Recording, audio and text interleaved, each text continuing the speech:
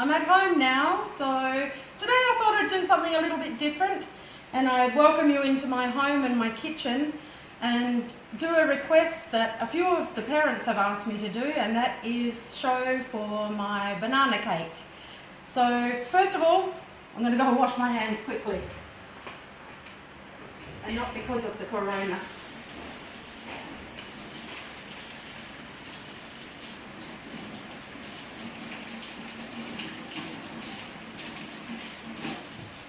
Alright, so now we're ready.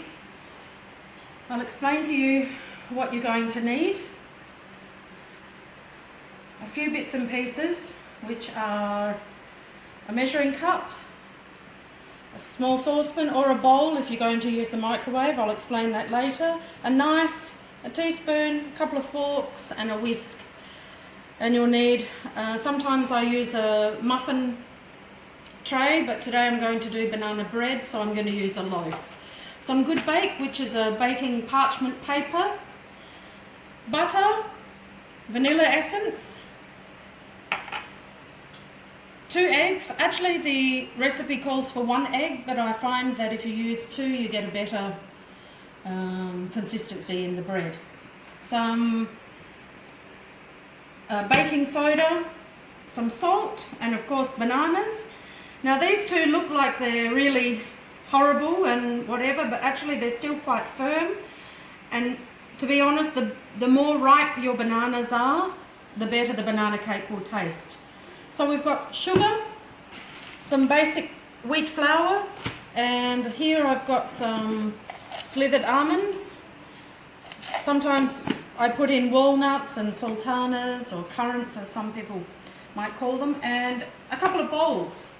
Now, actually you can put everything into one bowl if you wish, but today I thought I'd show you in a little bit more detail and show you the wet and dry ingredients.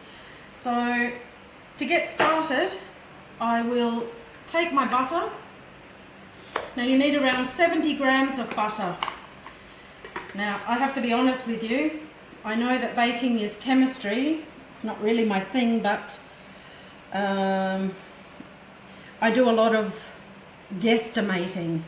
So if this is 200 grams of butter, I'm guessing that that is around 70 grams. Okay? Pop it into your saucepan. Now I'll put this over here on the stove on a low heat. You can also put that into the microwave if you want to for a few seconds. Just keep your eye on it. You don't want it to brown, you just want it to melt. So you can see it's melting already. Okay, so I'll just let that melt.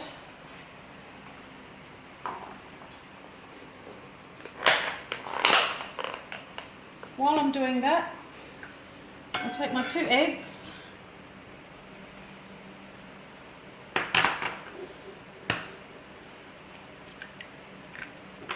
Oh, bit of shell in there. 2. Let's take that shell out.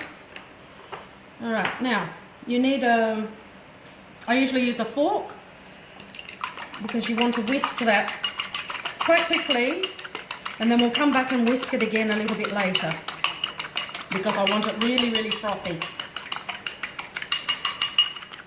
Alright, so we'll just leave that there. Now, I'll take my dry ingredients. I don't like my banana bread too sweet, so I'll use around 3/4 of a cup, 3/4, which is about that much. Straight into the bowl. Then you have your flour, or flour as I should say.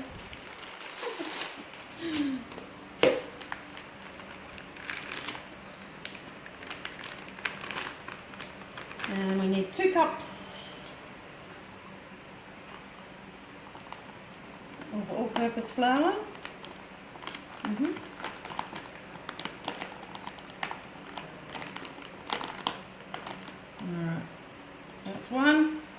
here my butter. I'm going to turn that off.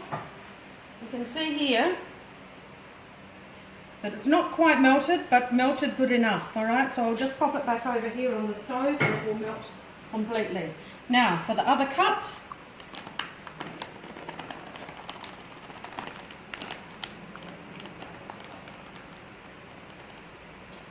all right, now you've got 2 cups. Always make sure that you seal back your flour properly if you're not going to keep it in a container like this one is not. Otherwise you get little bugs in your flour.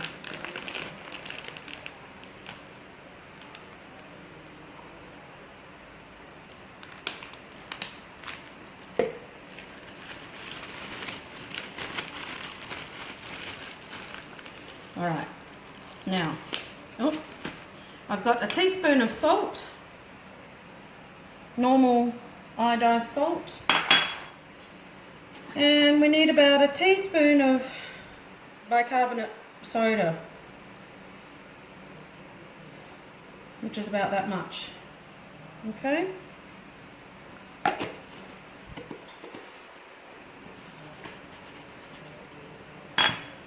Now, with a fork, I'm just going to mix that around.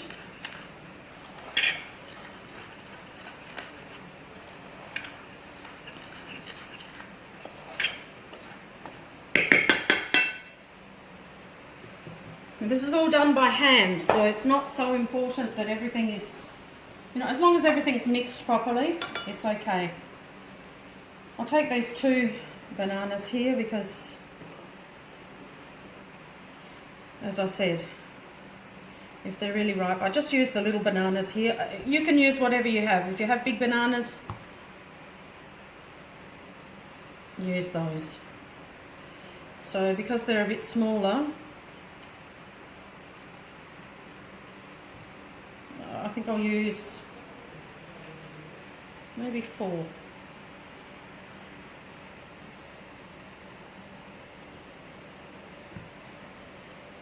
One more.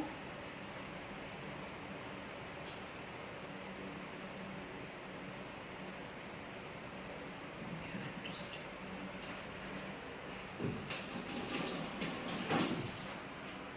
now with your other fork, you're simply just going to mash. Now, you kids can help. Don't let mummy or daddy or whoever's going to bake this with you do this on their own. This is for you to do at home. Press down hard. So now we've got mashed bananas.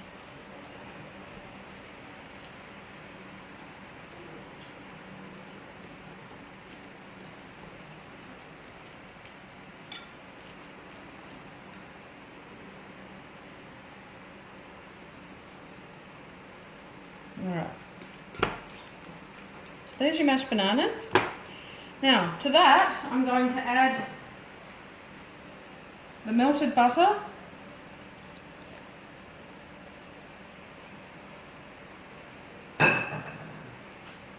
and about a teaspoon of vanilla essence. Now, as I said, this is not a real teaspoon. I like to keep, well, I've nearly finished that anyway, so I like to keep things basic because not everybody has everything for baking. We have spoons to eat with, so it's okay, you can use those. You don't need to run out and buy your cup set and your spoon set.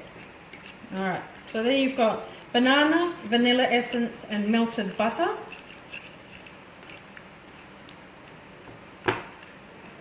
Now of course you need to make sure that that butter's not hot, because what we're going to do is we're going to add in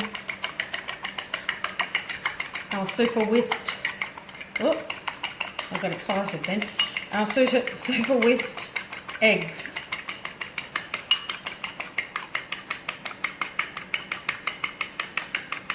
See how they've got lots and lots of bubbles? Alright, pop that in there.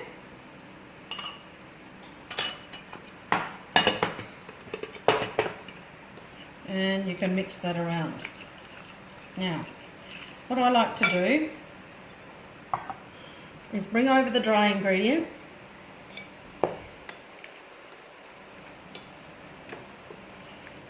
and slowly add.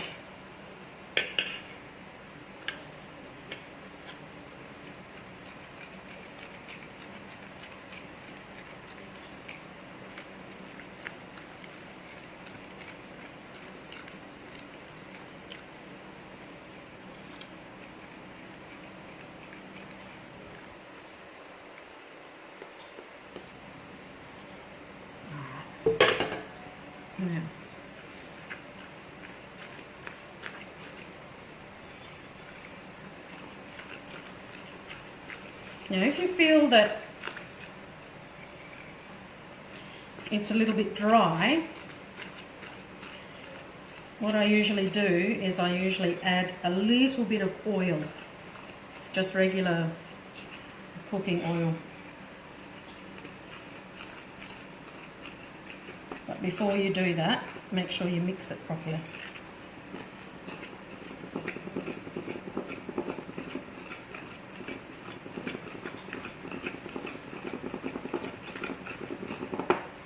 Yep.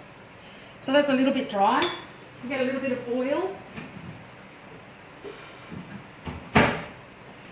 You can use coconut oil if you like, or just a little bit of vegetable oil. I'm going to add about a tablespoon, maybe a little less.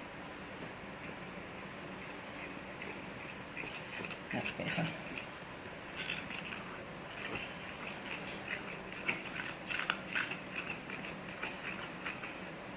Now, I'm going to put my nuts in at this point. Nearly finished, so I just put all.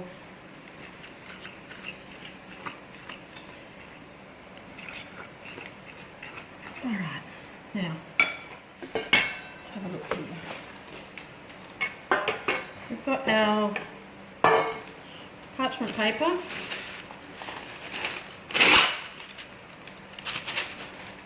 Now I put a little bit of oil in that so that when you actually put it in, it makes it stick to the bottom of the tray.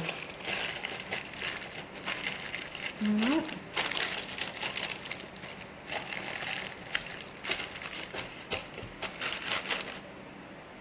Now,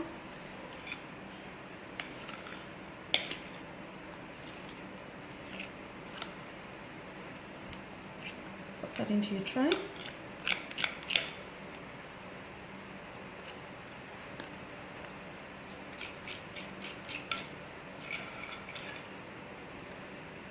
Now I've preheated my oven to 180 degrees Celsius.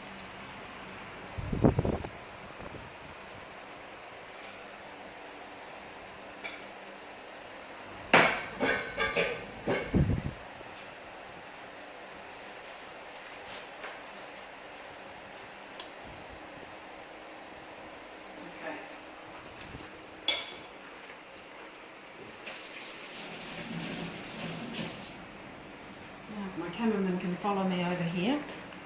What I'm going to do before I put it into the oven is I'm going to give it a tip up that way, tip down that way, and a little 2 taps for good luck. Okay. Pop that in there, and it should take around 20 or 30 minutes to start to rise, and after it starts to rise, then another probably 20 minutes, a total of around 40-45 minutes it'll take. If you want to leave it a little bit longer and turn down the temperature, you can also do that. We'll come back later when it's cooked, and I'll show you the result. Okay, so bye for now. Alright, so here we are again, and it's after around 20 minutes. You can see it's starting to rise there. So we'll come back again in a short time. Okay, so welcome back. We're at around the 40-minute time. As you can see, it's already split on the top there. So I'm just going to take my knife, put it in the middle, see if it comes out dry, which it has. So it means that it's ready. So I'm going to leave it for just a couple more minutes in there. I'll turn the oven off. There you go. And come back again shortly.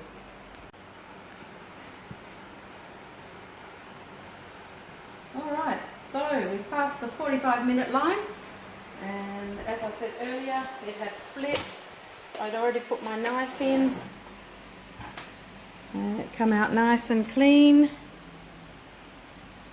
Okay, so it's ready to take out.